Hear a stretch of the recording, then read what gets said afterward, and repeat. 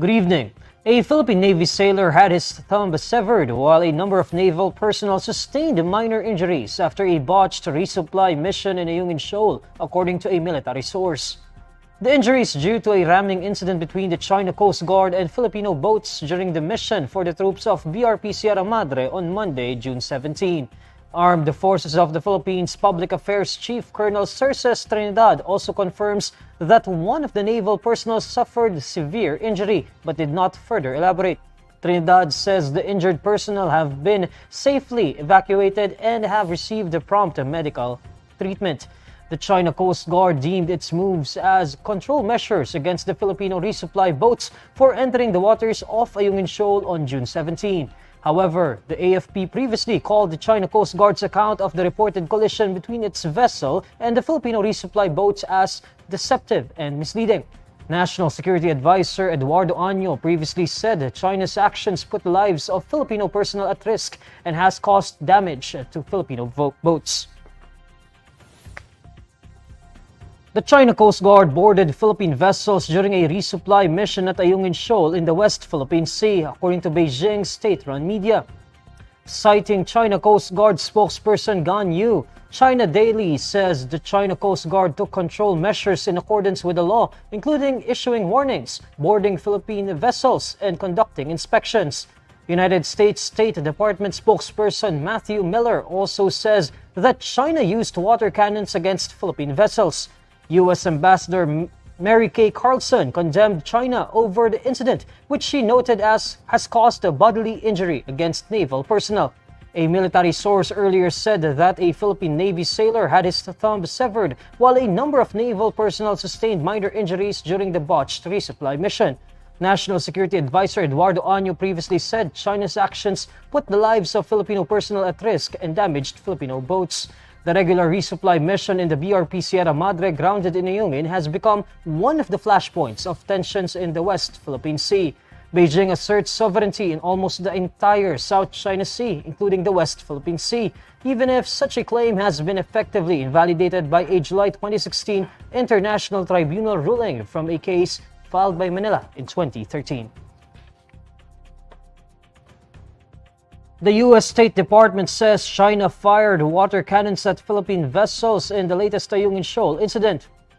U.S. State Department spokesperson Matthew Miller says this is aside from China's ramming and towing of damaged Philippine vessels during a resupply mission for the grounded BRP Sierra Madre on Monday, June 17.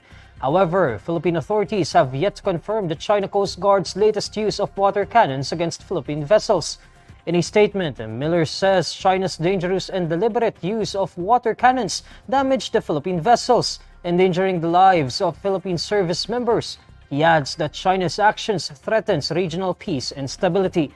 According to Miller, Washington reaffirms Article 4 of the 1951 United States-Philippines Mutual Defense Treaty, which extends to armed attacks on Philippine armed forces, public vessels or aircraft, including those of the Philippine Coast Guard, anywhere in the South China Sea.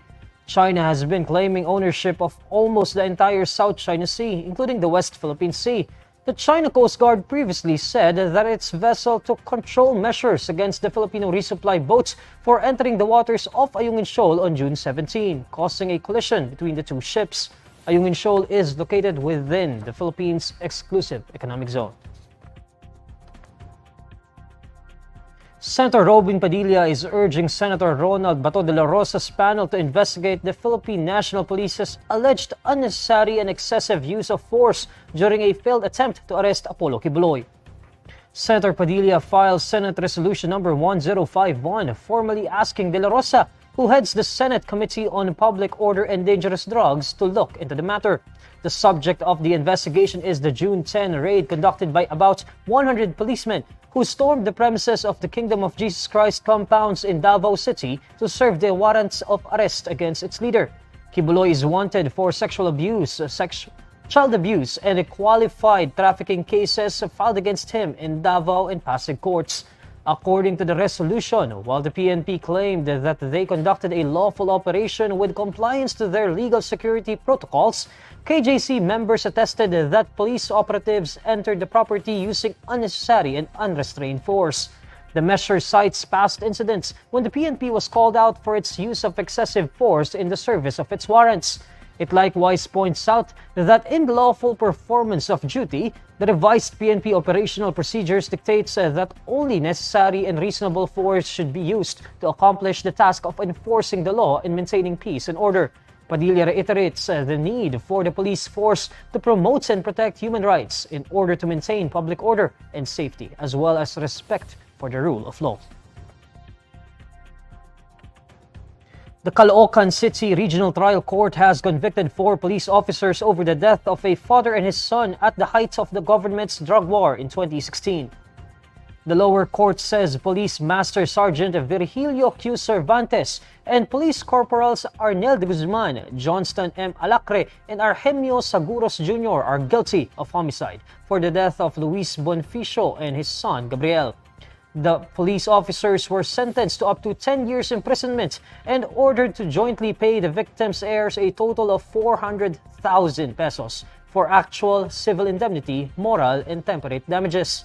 Based on official records, the Caloocan policemen stormed the house of Bonifacio as part of the government's Tokhang operations on September 15, 2016. According to Bonifacio's wife, Mary Ann Domingo, her husband went down on his knees and pleaded while the police officers were pointing guns at his head.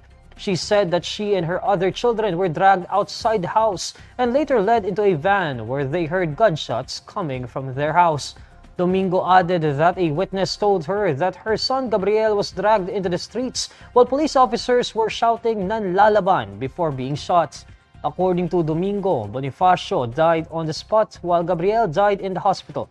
A murder case was eventually filed against the involved police officers. However, after 4 years, the Office of the Ombudsman downgraded the charge to homicide. The Ombudsman ruling has reached the Supreme Court, which later affirmed the Ombudsman's findings, prompting the trial to push through before the local court. The Boston Celtics claimed their 18th championship in the NBA, beating the Dallas Mavericks. Celtics topped Mavericks 106-88 on Monday to win the championship, breaking a tie with the Los Angeles Lakers for the most in league history. Jaylen Brown was named as an NBA Finals MVP after registering 21 points, 8 rebounds, and 6 assists. Jason Tatum had 31 points, 11 assists, and 8 rebounds. Meanwhile, Jrue Holiday finished with 15 points and 11 rebounds. Center Kristaps Porzingis also provided with an emotional lift, returning from a 2-game absence because of a dislocated tendon in his left ankle to chip in 5 points in 17 minutes. Boston earned its latest title on the 16th anniversary of hoisting its last Larry O'Brien trophy in 2008. It marks the 13th championship won this century by one of the city's Big 4 professional sports franchises. These are the stories you need to know today. I'm Neil Mercado. Follow INQUIRER.net on Facebook, X, YouTube, TikTok, Instagram, and Reddit. For more stories, visit INQUIRER.net. Good evening.